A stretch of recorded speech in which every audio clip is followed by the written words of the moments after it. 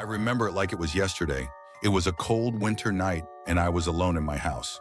The wind was howling outside, and the power had gone out, plunging everything into darkness. I was about to go to bed when I heard a knock at the door. It was so late, and I wasn't expecting anyone, so I hesitated. But then, the knocking came again, louder this time. When I finally opened the door, I was met with two children standing on my porch. They couldn't have been more than 10 years old. They were wearing strange, old-fashioned clothes, and they wouldn't look me in the eye. One of them, a little girl, softly asked, "Can we come in?" Something inside me screamed to shut the door, but I felt frozen. Then they looked up, and that's when I saw their eyes. They were pitch black, like deep voids where their eyes should have been. I felt an overwhelming sense of dread, like my life would end if I let them in. I slammed the door shut, and they started knocking again, harder this time, demanding to be let in. I backed away, my heart pounding, until the knocking finally stopped. The next morning, I found small, child-sized handprints on my door and strange symbols scratched into the wood. I don't know what they were or what those children wanted, but I've never felt safe in my own home since that night. I've always loved hiking, being alone in nature with nothing but the sounds of the forest around me. So when I heard about this remote trail in the Pacific Northwest, I couldn't resist. It was supposed to be beautiful, untouched, and most importantly, isolated. For the first few days, everything was perfect. The views were stunning, and the silence was almost meditative. But then, something changed. I started to feel like I wasn't alone anymore, like someone or something was watching me.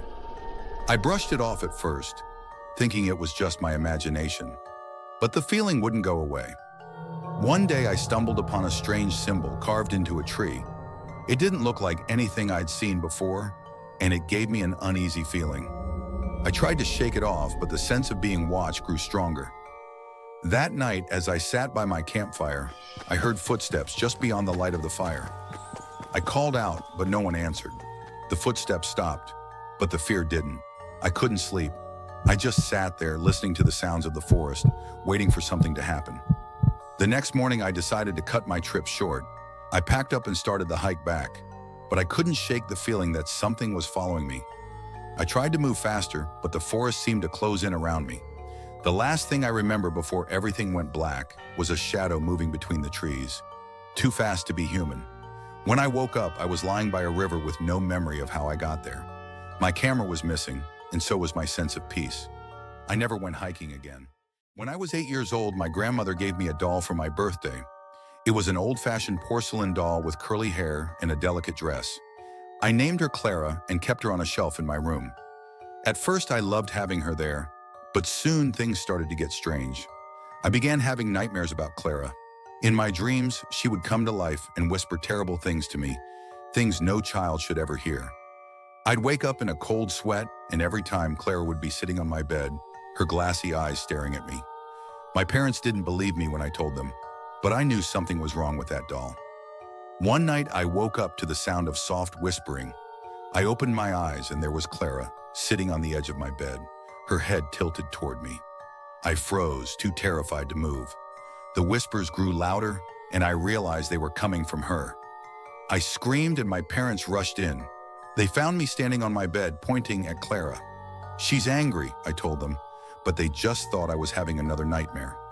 The next day, a family friend came over and suggested we get rid of the doll.